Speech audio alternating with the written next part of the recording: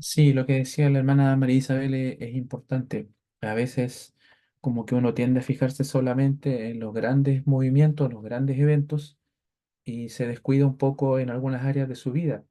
Personalmente en mi vida me he dado cuenta que uno no puede descuidarse, digamos, en ningún flanco, ya en el sentido espiritualmente, porque si uno se descuida en el flanco, digamos, de la familia, de los hijos, del matrimonio, de la relación también con sus otros familiares, etcétera, o en la parte del trabajo, o aquí, o en la salud, en la alimentación, el enemigo tiene muchos flancos por los cuales, digamos, combatirnos y hacernos guerra.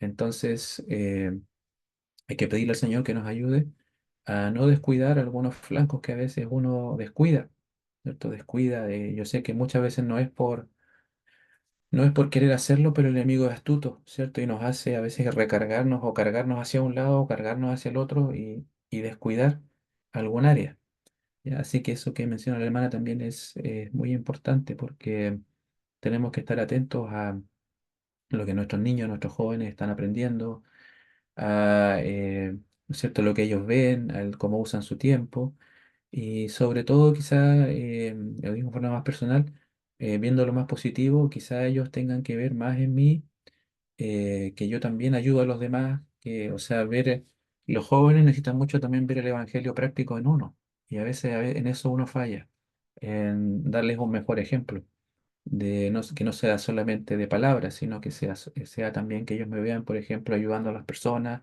que ellos me vean en servicio, eso, ya, esa parte. Pero es interesante también lo que mi hermana planteó. Voy a compartir ahora la presentación, ahí la voy a...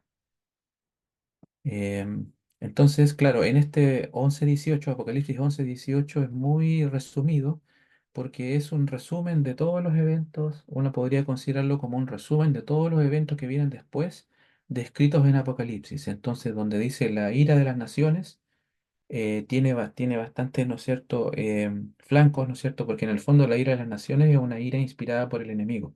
Eso es lo que hay que tener en cuenta. Em, y, ¿no es cierto?, finalmente se va a desatar de esa forma sobre los hijos de Dios, ya al final, sobre todo al final, cerca del cierre del tiempo de gracia y durante el tiempo de angustia. Entonces viene, ¿no es cierto?, primero la ira de las naciones, ¿cierto? Se empieza a acumularse, me imagino como se acumula energía para un terremoto, empieza a acumularse ira en el mundo, ya eso es lo que va a suceder y lo que ya está sucediendo, se está esperando, empezando como a acumular energía, ¿cierto? Acumular ira, enojo, para que en algún momento el enemigo use eso, ¿no es cierto?, para sus planes, sus fines. Pero sabemos que también en algún momento cierra el tiempo de la gracia, ¿cierto? Se termina de predicar el Evangelio antes, ¿no es cierto?, a todo el mundo, se cumple el movimiento del fuerte pregón, después viene el cierre del tiempo de la gracia y después de eso, ¿cierto?, se derraman las siete últimas plagas, ¿ya? Y es interesante la descripción que aparece en Apocalipsis 15:1. Apocalipsis 15:1. Porque ahí relaciona, ¿no es cierto?, las siete últimas plagas o siete postreras plagas con la ira de Dios. Ya, Apocalipsis 15:1. Ahí está la relación de las siete últimas con la ira de Dios. Dice así, y vi en el cielo otra señal grande y admirable, siete ángeles que tenían las siete plagas postreras, porque en ellas es consumada la ira de Dios. Entonces, en este pasaje, cuando habla de la ira de Dios, ¿cierto? O tu ira ha venido, refiriéndose a la ira de Dios, eh, muchas personas que lo interpretan, ¿no es cierto?, lo han relacionado con las siete últimas plagas, ¿cierto? Porque tiene relación en que primero, ¿no es cierto?, viene la ira de las naciones y después la ira de Dios manifestada en estas siete últimas plagas, ¿ya? Eh, También es importante entender algo que a veces uno también se le puede ir, la ira de Dios no es como nuestra ira, digamos, la ira del ser humano a veces es irracional, ¿cierto? La persona, o muchas veces perdemos el control, o perdemos la paciencia, viene la ira, el enojo, y nosotros como seres humanos podemos pensar que la ira de Dios es así, ¿cierto? pero en realidad la ira de Dios no es así, ¿cierto? La ira de Dios no es una ira, digamos, con rabia, como nosotros podemos de repente enrabiarnos, cambiar nuestra cara, ponerse roja, ¿no es cierto? Enojarnos o descontrolarnos. No, la ira de Dios no es así. La ira de Dios es simplemente la justa retribución sobre los malvados, ¿no es cierto? La retribución que el Señor hace. Y el Señor la llama en la Biblia, en la palabra, su obra extraña, su extraña obra, ¿ya? Entonces el Señor ha tenido mucha paciencia con este mundo, mucha paciencia, ¿cierto? Y la va a tener aún por un tiempo que todavía no sabemos cuánto es, pero cuando termine, ¿no es cierto?, la paciencia, ¿no es cierto?, llegue en la maldad hasta un cierto límite. La hermana White también habla de límites de la misericordia y la paciencia de Dios, ¿ya? Y eso también es bíblico, ¿ya? También en alguna ocasión a Abraham, en el libro de Génesis, se le dice que los pueblos que estaban alrededor de él, los cananeos, todavía no había llegado la maldad a su colmo. O sea, Dios tiene una medida, la hermana Juárez dice eso, Dios tiene una medida de la maldad que solamente Él conoce, ¿no es cierto? Cuando una persona ya ha llegado a un punto irreversible, que es un punto donde no hay, digamos, más arrepentimiento. Aunque si el Señor siga dando oportunidades, siga dando ocasiones para que la persona se arrepienta, la persona no se va a arrepentir, ¿ya? Porque ha traspasado cierto límite, ¿cierto? Eso también le llamamos el pecado contra el Espíritu Santo. Entonces la manifestación de la ira de Dios no es esa ira, digamos que uno podría imaginarse como colérica, ¿no es cierto? Como si fuera, ¿no es cierto?, con rabia, con indignación, sino que es el justo retribución de Dios contra aquellos que el Señor les dio tantas oportunidades, pero que finalmente nunca quisieron, ¿cierto?, aceptarlo. Y finalmente el Señor permite que le lleguen las consecuencias, ¿ya? Porque en algún momento tienen que llegar. Dios es misericordioso, pero también es justo. En algún momento tiene que también manifestarse su justicia. Entonces, al final del tiempo, se manifiesta, ¿no es cierto?, esta ira mediante estas siete últimas plagas. ¿Ya? Y algo interesante que también se menciona aquí, en estas siete últimas plagas, es que los hombres, una vez que son castigados con estas plagas, no se arrepienten. ¿Ya? Y eso está mencionado aquí en Apocalipsis 15 y 16, cuando algunas plagas caen, ¿no es cierto? Los hombres no se arrepienten, ¿ya? Ellos no se arrepienten. Entonces, ¿eso qué demuestra? Que aunque el Señor les diera todavía más oportunidades y les diera otras ocasiones, finalmente ellos no tomarían esas oportunidades que el Señor les da, sino que simplemente seguirían rechazando. Ya llega el punto de no retorno, ya en ese sentido. Entonces, eso es lo que va a suceder a nivel, digamos, planetario de este mundo. Va a ser algo terrible, algo que no lo podemos imaginar. Pero también esto tiene una aplicación si lo aplicamos a nosotros, a nuestra vida, de que tenemos que tener cuidado de no abusar de la misericordia del Señor, no porque el Señor no quiera tener misericordia, sino de que nuestro corazón se puede endurecer, como se endureció el corazón del faraón. Entonces, si lo aplicamos en forma práctica, también nosotros tenemos que cuidarnos de eso, de no, cuando el Señor nos reprende, ¿no es cierto?, nos muestra algo, no ser rebelde, no endurecernos en el pecado. ¿Ya? Eso también es una advertencia para nosotros. Muy bien, se manifiesta en la ira de las naciones, la ira de Dios, ¿cierto? Y después, ¿cierto? Viene, voy a volver aquí al versículo para acordarme bien, viene el tiempo de juzgar a los muertos y de dar el galardón o la recompensa a sus siervos los profetas, ¿cierto? A los que temen tu nombre. ¿Cuándo ocurrirá eso? Bueno, ocurrirá principalmente con la primera resurrección, cuando el Señor venga, ¿no es cierto? También en forma parcial y acotada con lo que nosotros conocemos como la resurrección parcial, donde la hermana White dice que personas que murieron en la esperanza del mensaje al tercer ángel van a resucitar un poquito antes de que el Señor, o cuando el Señor prácticamente ya está viniendo en las nubes del cielo, ¿cierto? Durante ese tiempo de liberación. Eh, y también, ¿no es cierto?, cuando se refiere al tiempo de juzgar a los muertos, ya como mencionaba el hermano Jairo, no se refiere al tiempo desde 1844 en adelante, sino que se refiere acordarse que las trompetas principalmente son castigos no contra el pueblo de Dios, sino contra los que no son del pueblo de Dios, contra los malvados.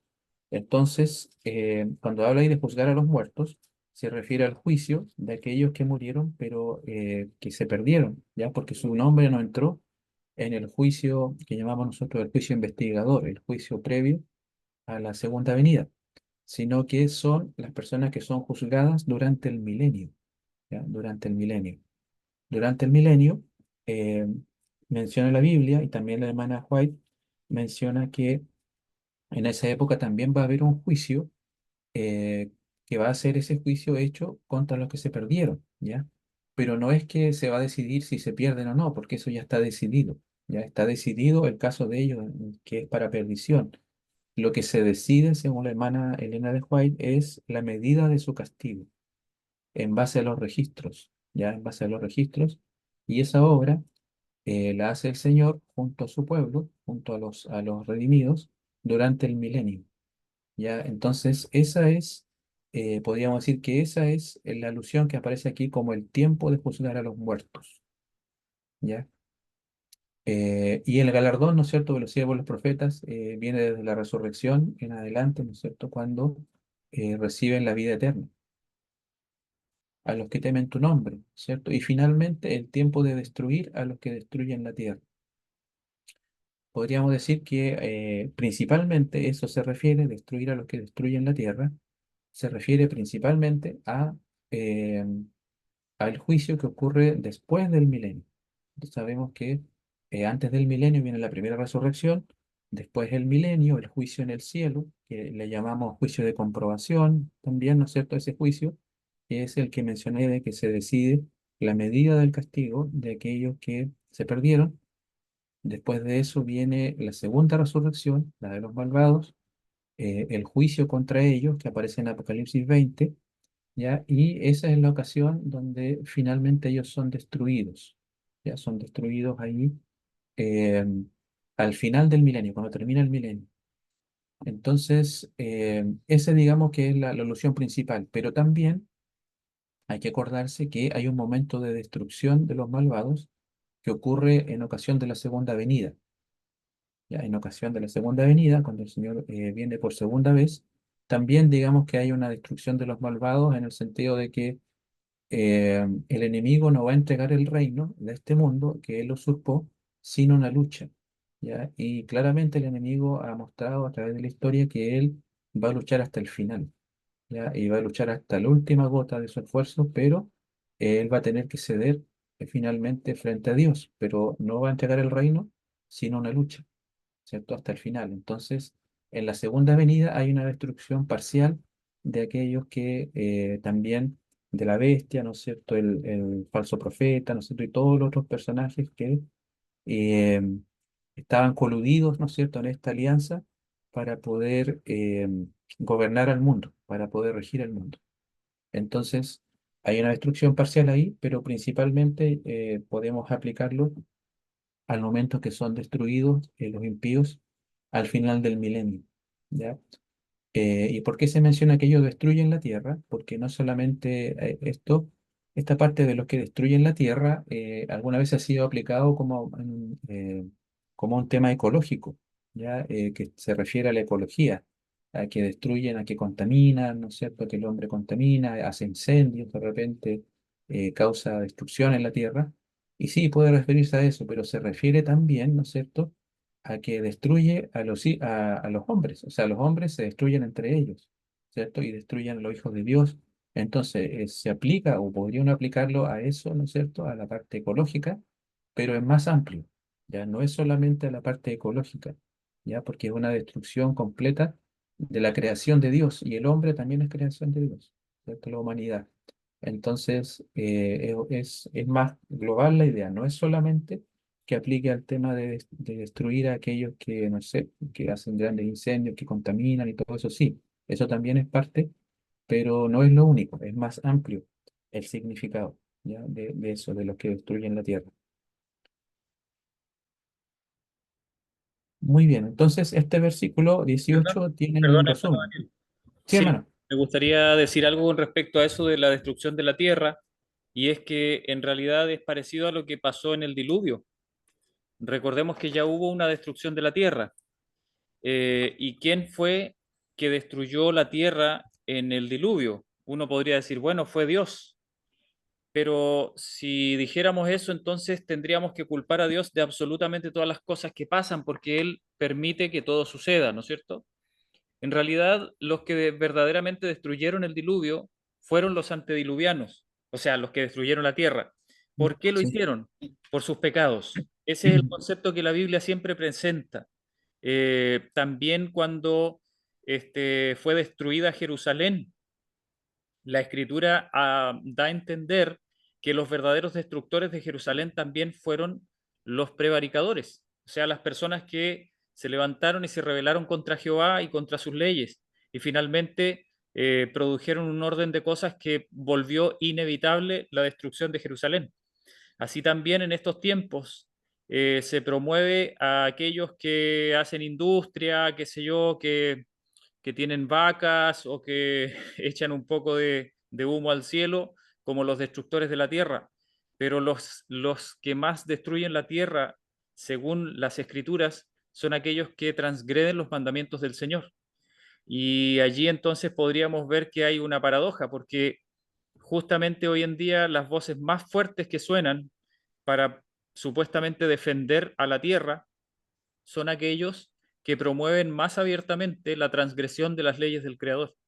Son los mismos grupos que abogan, ¿no es cierto?, por el famoso cambio climático, aquellos que promueven una agenda LGBT, por ejemplo, y la destrucción del matrimonio, de la familia, de la educación verdadera, etcétera, etcétera, etcétera. Entonces, realmente cuando la Biblia dice los que destruyen la tierra, son aquellos que traen culpa sobre la tierra, que después hacen meritorio que la tierra sea destruida por fuego, finalmente.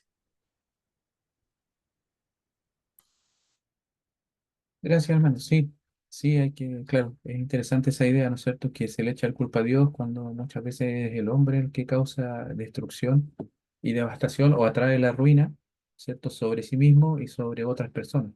¿Ya? Eso también es importante tenerlo en cuenta. Muy bien, entonces hemos desglosado ahí, podríamos decir que por ahí ya está más o menos terminado.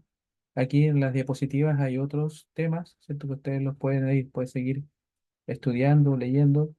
Eh, Así que la séptima trompeta engloba también a las siete últimas plagas, a los eventos finales, ¿no es cierto? A todo lo que ocurrirá, digamos, un poquitito antes de que termine el tiempo de gracia, una serie de eventos que se desatan, ¿no es cierto? Y que ya no terminan, sino hasta que finalmente el Señor reina en forma definitiva. ¿Ya? Su reino comienza, ¿no es cierto?, en forma definitiva y para que Él reine se dan todos estos eventos que están mencionados aquí y que son, sobre todo Apocalipsis 11-18, uno podría verlo como un resumen de todos los otros eventos que va a mencionar después el libro, ¿ya? En detalle. Aquí hay otros textos que también se mencionan, ¿no es cierto?, como la destrucción de la Gran Babilonia, esta unión, ¿cierto?, de la iglesia madre con las hijas, con los reyes de la tierra, los mercaderes, o sea, toda esta unión malvada que finalmente también va a ser castigada por el Señor. Y también esto tiene, por supuesto, una relación con la descripción de la segunda venida del Señor que aparece en Apocalipsis 19, del 11 al 16, porque ahí se menciona, ¿no es cierto?, que el Señor viene y la descripción es bastante interesante de la segunda venida, ¿no es cierto?, con vestiduras rojas, ¿no es cierto?, con su nombre escrito en el muslo, Rey de Reyes y Señor de Señores, ¿no es cierto? Se le dice a las aves del cielo que vengan porque se van a saciar de las carnes de aquellos que desafiaron al Señor. Entonces, todo esto representa lo que va a ocurrir al final en esta tierra, ¿no es cierto? Que finalmente el Señor va a destruir a los malvados, ¿no es cierto? Y le va a dar su recompensa a cada uno. ¿Ya? Entonces, esa descripción que está en Apocalipsis 19 también está relacionada con lo que, eh, perdón, Apocalipsis 19 está relacionada con lo que conversamos recién. ¿Ya? Para ir cerrando ya el tema de las trompetas, de las 7 trompetas, digamos, lecciones prácticas para la vida nuestra podemos sacar, aparte de las que hemos ido comentando aquí, ya algo importante que menciona la Biblia es que nosotros somos atalayas, ya, o somos vigilantes sobre los muros de Sión. Ya, si el Señor ha permitido que usted aprenda más de la Biblia, sepa más, o incluso conozca o conozcamos más de estos temas, esto nos da una responsabilidad de ser atalayas. O sea, no es para quedarse callado, no es para guardárselo, no es para decir que uno sabe, no es para nada de eso. Es simplemente para dar a conocer a este mundo lo que viene. Y es un mensaje que requiere, ¿no es cierto?, de parte de nosotros valor para darlo, ¿no es cierto? Primero vivirlo en nuestra vida, ¿no es cierto? Poder este mensaje degustarlo, poder este mensaje también aplicarlo a nuestra vida primero, ¿no es cierto? Y después llevar este mensaje a este mundo, ¿ya? Eh, bueno, el resumen del mensaje, ¿no es cierto? Está en el mensaje ahí de los 3 ángeles, de Apocalipsis 14. Pero nosotros somos atalayas sobre los muros de Sión, somos vigías, vigilantes, y aplica sobre nosotros lo que está dicho en Ezequiel 33. Voy a buscar aquí, en Ezequiel 33.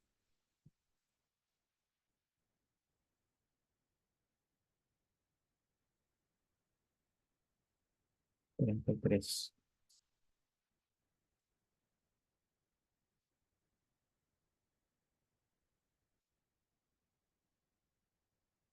Ezequiel 33, vamos a buscar aquí del 1 al 7. Dice así, esta era la misión del profeta Ezequiel, pero ahora es la misión de nosotros, como hijos de Dios, de su pueblo, porque al pueblo de Dios, acordarse que también en este tiempo del fin se le llama a los profetas, ¿ya? Por lo tanto, usted y yo somos llamados a ser profetas. ¿En qué sentido? Quizás no en el sentido de haber recibido nosotros una visión, sino en el sentido de comunicar un mensaje que el Señor le dio a su pueblo, un mensaje que el Señor ya le dio, ¿ya? Eh, Ezequiel 33:1 dice así. Vino mi palabra de Jehová diciendo, Hijo de hombre, habla a los hijos de tu pueblo y diles, cuando trajere yo espada sobre la tierra, y el pueblo de la tierra tomare un hombre de sus términos y lo pusiere por atalaya, ¿cierto? Tiene que entender que atalaya somos nosotros, todos nosotros, no solamente los líderes, no solamente los pastores, no solamente la gente que tiene un cargo de responsabilidad, sino que todos.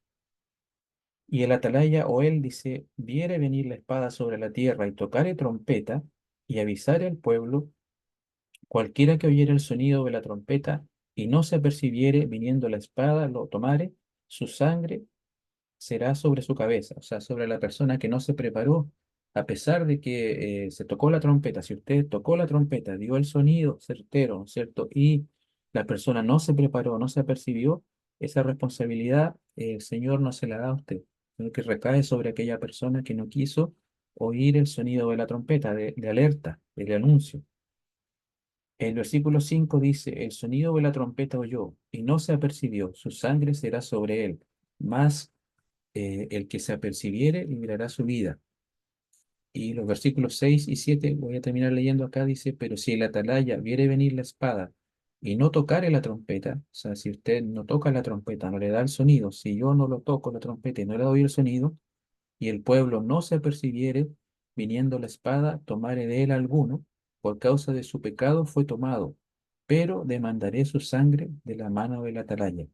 A ti, pues, hijo de hombre, te he puesto por atalaya sobre la casa de Israel, y oirás la palabra de mi boca y los amonestarás de mi parte.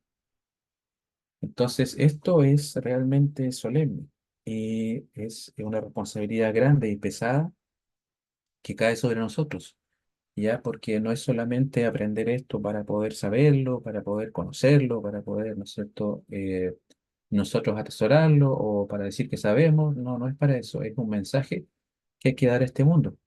¿Ya? Y ese mensaje, ¿no es cierto?, es el mensaje de, por un lado, que el Señor, el mensaje siempre, ¿no es cierto?, que está presente, que es el mensaje de la cruz de Cristo, el mensaje de que gracias a esa cruz y a lo que el Señor hizo por nosotros tenemos arrepentimiento, perdón, ¿no es cierto?, de llamar a las personas a acercarse al Señor Jesucristo.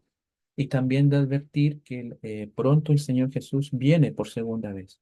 O sea, el mensaje es más completo del mensaje que otros hermanos tenían para dar en tiempos anteriores, ¿cierto? Y ese mensaje está bien explicado y ampliado en el mensaje de los tres ángeles de Apocalipsis 14.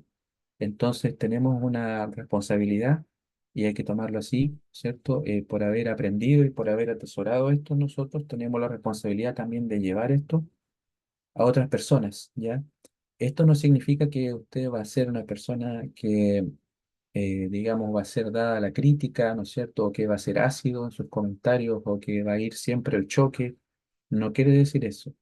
Quiere decir que usted va a dar a conocer el mensaje del Señor y el Señor le va a dar la sabiduría para poder hacerlo de acuerdo al contexto, de acuerdo a la persona y de acuerdo a cómo Él, ¿no es cierto?, quiera que su mensaje se dé. Pero es importante darlo, ¿cierto? No callarlo, sino que darlo. Entonces, lo que hemos aprendido tiene ese sentido práctico y esa responsabilidad, ¿cierto? Que es la que nosotros tenemos. Muy bien, entonces, bueno, los vamos a dejar hasta aquí por parte mía. Y aquí en el material está mencionado, ¿no es cierto? Algunas cosas más. Aquí dentro del material también hay una bibliografía con libros donde saqué yo, como les mencionaba al principio, todo esto no es mío, yo lo saqué de la Biblia, de distintos libros, ¿cierto? Intérpretes que han aplicado la profecía en un sentido histórico, me refiero a la profecía de las siete trompetas, ¿ya? También aquí al final están algunos links, algunos videos, por ejemplo, aquí del pastor Alberto Treyer, yo lo mencioné hace algunas clases atrás. Aquí hay 10 temas sobre las siete trompetas, que son temas que están en YouTube. Hay también temas del hermano Enrique Rosenthal, que creo que él también a veces lo he visto predicar en los programas de la Red de Venir. El hermano Enrique Rosenthal, que hay algunos temas de él, y también del pastor Héctor Urruti. ¿Ya? ¿Por qué los puse a ellos? Porque generalmente ellos son los que le dan más importancia a esta interpretación desde el punto de vista de la historia. Y como anexo, aquí dentro agregué algo que lo había puesto en la primera presentación, ya que es un apoyo que hace la hermana White a una resolución de una comisión de estudio de las siete trompetas que se hizo por ahí por 1883.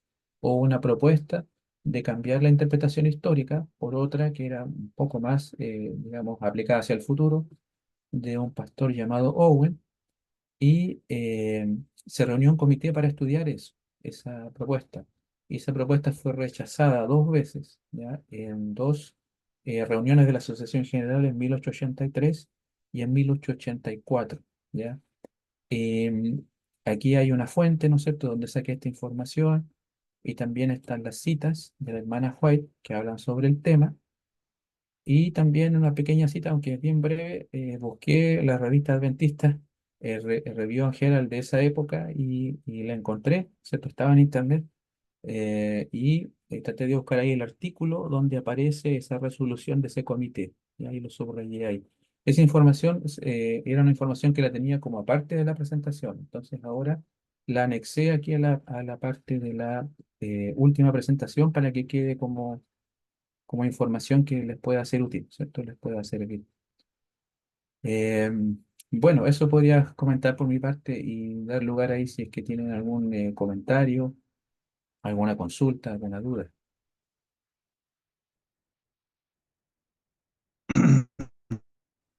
Bueno, Sí, hermano.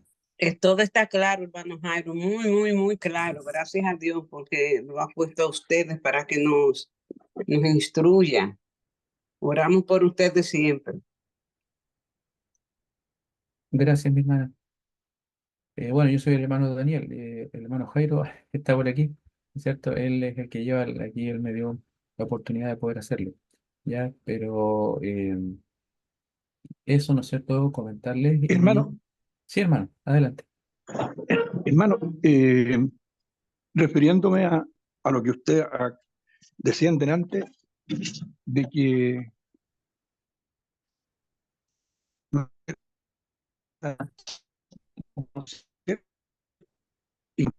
está pasando. Ah, hermano, parece que tiene mala señal. Si pudiera acercarse a una parte con mejor señal sería bueno, porque se le escucha entrecortado. Ahora se Sí, siente cortado. o sea, recién estaba como entrecortado. Ahí sí, sí le escuchamos bien ahora. ¿Se escucha bien? Sí, ahí sí, creo que ahí sí. ¿Se escucha bien? Ya, Sí. hermano, mire, yo acabo de subir un video al grupo decía, es los máximos teólogos de la conferencia general ahí, dice que el pueblo adventista tiene que pedirle perdón a los católicos que la iglesia católica a cuánto se llama, nosotros nos hemos portado muy, ¿cómo puedo decirle? La palabra porque yo tengo un problema no sé, problema, me cuesta buscar las palabras precisas, pero lo que Muy quiere decir es agresivo. que lo hemos portado mal, lo y prueba de ello que uno de esos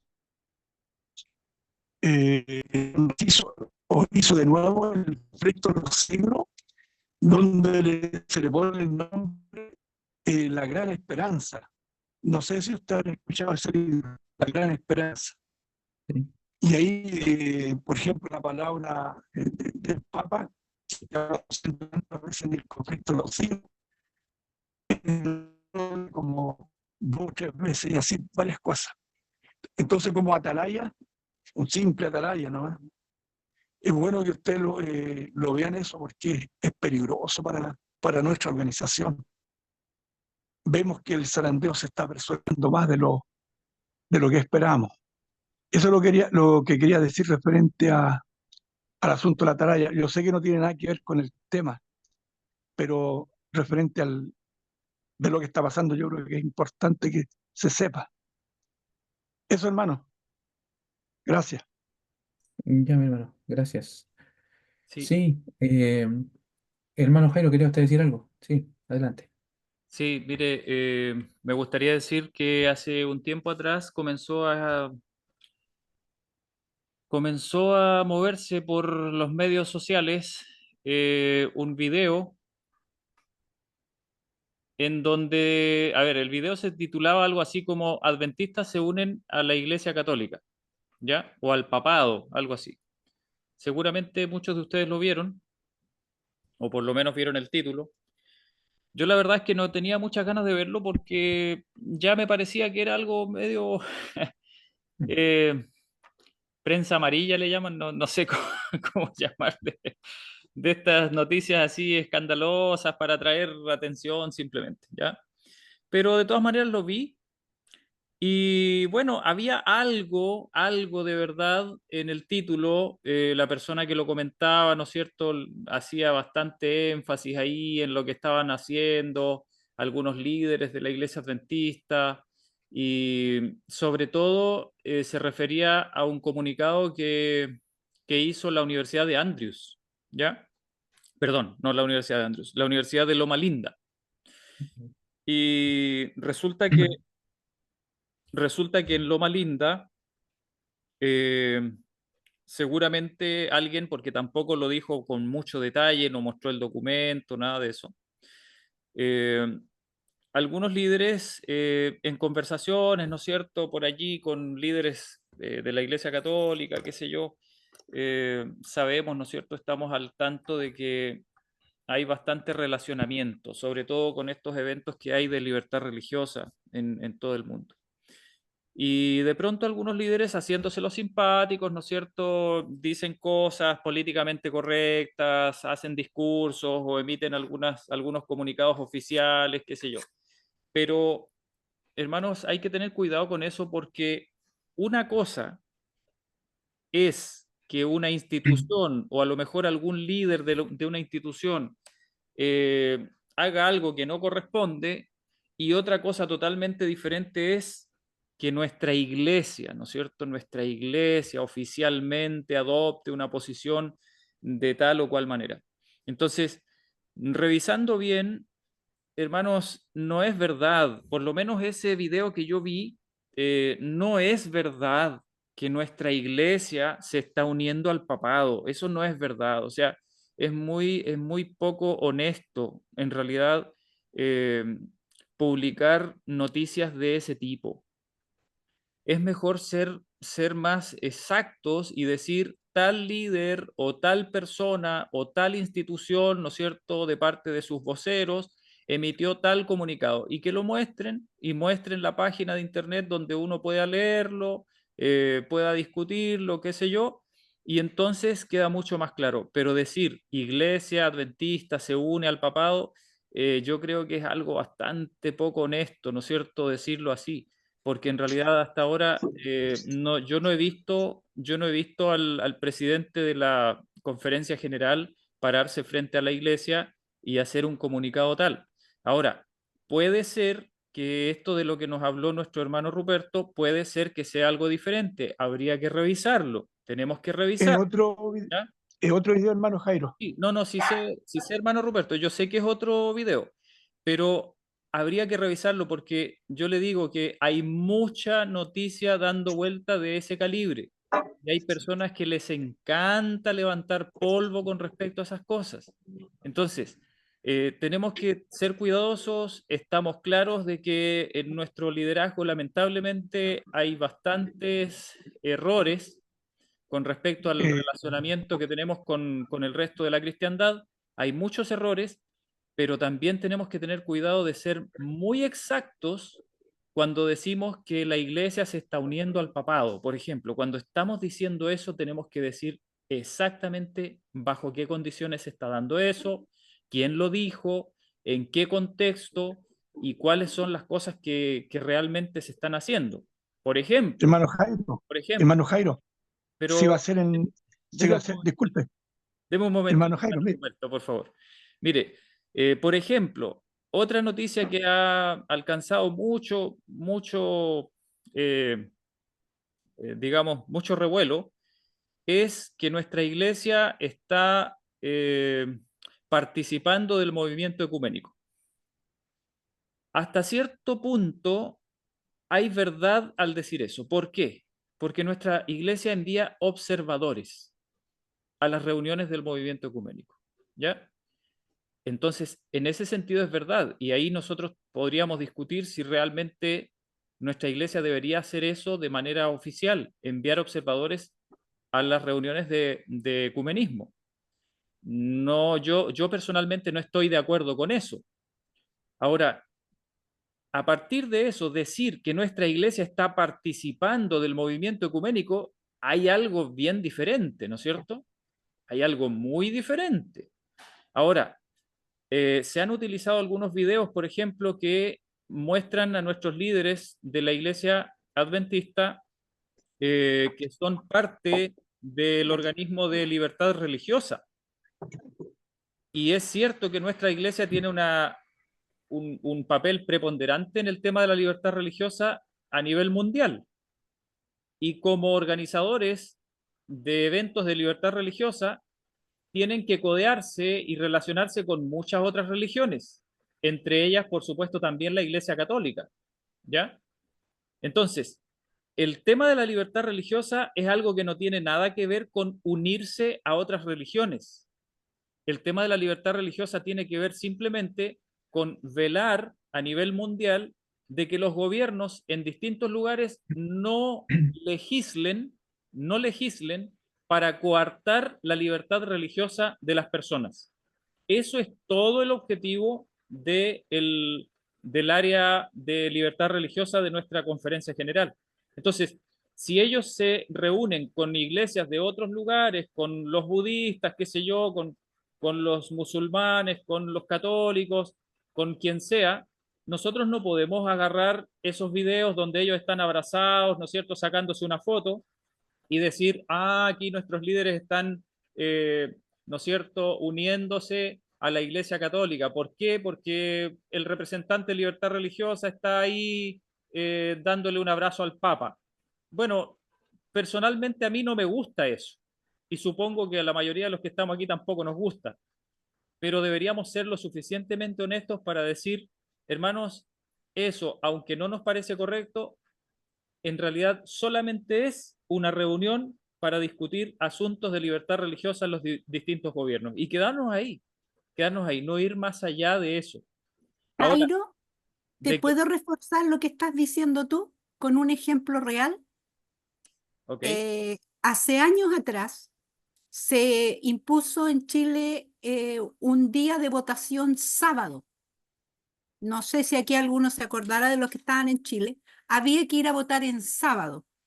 Y los abogados, porque la mayoría de los que están en libertad religiosa son abogados, los abogados interpusieron un recurso de protección de los tribunales en Chile para los adventistas, indicando que nosotros guardábamos el sábado, por lo tanto nosotros no íbamos a ir a votar, porque ese día estábamos en actividad de congregación y argumentaron con toda la parte legal. Y nosotros cuando después, porque era obligatorio y había que pagar una multa si tú no ibas a votar. Y yo me recuerdo que después, cuando se presentó, los llamaron, presentamos justamente ese recurso, indicando que por libertad de conciencia religiosa no se había ido y se demostró que efectivamente, incluso hasta salió en las noticias, que en Chile no habían participado los miembros de la comunidad israelí, los judíos que llaman la gente, y los adventistas del séptimo día. Y ahí mucha gente empezó a preguntar, ¿y quiénes son los adventistas del séptimo día? ¿Por qué no fueron? Y yo siempre he dicho también, igual que tú, Jairo, hay que tener mucho cuidado. ¿Por qué?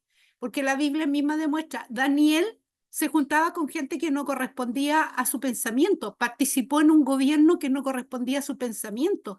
Tú no te puedes aislar, no te puedes separar. Una cosa es que compartas con las personas, escuches sus pensamientos, porque también es de educación, a otra muy distinto a compartir abiertamente la situación. Y lo otro que yo le iba a decir al hermano Ruperto y a los hermanos, cuidado con esos canales de YouTube que lanzan esos videos, porque ustedes le están llenando el bolsillo de dinero a gente inescrupulosa, porque si ustedes averiguan un poquito, hay mucha gente que hace una cantidad de dinero gracias a los videos de YouTube. Y en la medida que tú lo mandes a diferentes lugares y lo repliques, muchas veces más dinero van ganando. Así que tengan cuidado, porque a la larga también ustedes son partícipes de llenarle el bolsillo a una persona inescrupulosa. Eso quería hacer el alcance.